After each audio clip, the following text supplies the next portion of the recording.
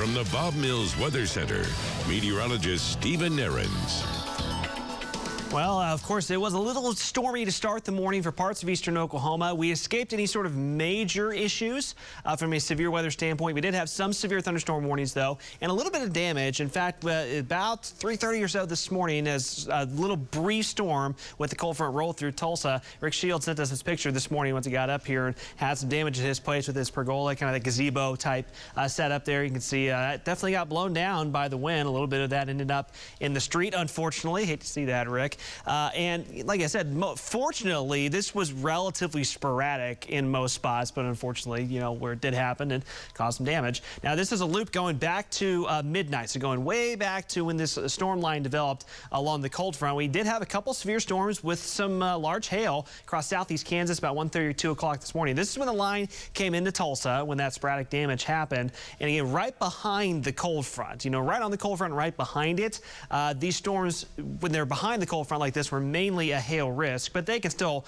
cause some pretty strong winds, which is obviously what happened there.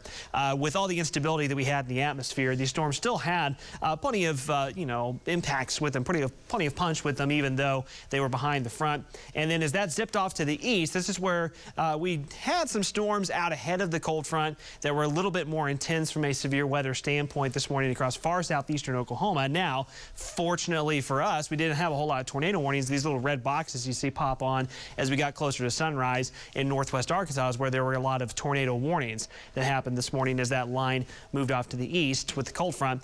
That's long gone now, and again, the sunshine's breaking back out. Part of this powerful upper level low, you can pick it out on water vapor satellite. Again, all the moisture getting pulled off to the east. This is this kind of red shading here, orange shading. In the upper levels is drier air getting pulled back in to eastern Oklahoma. Downtown today, Food Truck Wednesday is back at Guthrie Green. It's a little chilly for the first Food Truck Wednesday of the season, but hey, we've got plenty of sunshine. You know, just throw on a light jacket, you'll be good to go. We're sitting close to 50 degrees. That northwest wind still 20-25 miles per hour. So that breeze is what's going to give you quite the chill out there. But if you're in the sunshine, it's not too bad, but definitely still jacket weather. Northwest wind gusts at 15 and 25 miles per hour. Still hanging on, but those will get a little lighter as we head later into the afternoon. Highs later this afternoon as we head towards the 3 to 4 o'clock hour. Mostly upper 50s north of Tulsa. We'll be right around 60 in the metro and a few low 60s in southeastern Oklahoma with wind speeds gradually relaxing. Tomorrow morning, I mentioned earlier, could be a little frosty in spots north of Tulsa. Upper 30s to low 40s south, mid to upper 30s in Tulsa. And I've got us above freezing around Pawnee and Pawhuska, Bartlesville, Coffeyville, but not by much. And I think there's going to be some spots in northern Osage County, western Pawnee County, northern Washington County, or southeast Kansas counties that could dip down to about 31, 32 in the morning. So there's some frost potential there. If you have your tender plants out already, be aware of that. I do think Thursday afternoon is going to be great. Still a little bit cooler than normal, but tomorrow is going to be really nice. We'll have some clouds rolling in, a light northeast breeze, highs in the low 60s. Tomorrow evening, the drillers are back. Home openers tomorrow evening in One Oak Field. Talk about some great baseball weather. Temperature's nice. It'll be a little cool for the evening, but winds will be light. No weather issues. So if you're going to see the drillers at One Oak for the first time this season, tomorrow evening, we are in fine shape.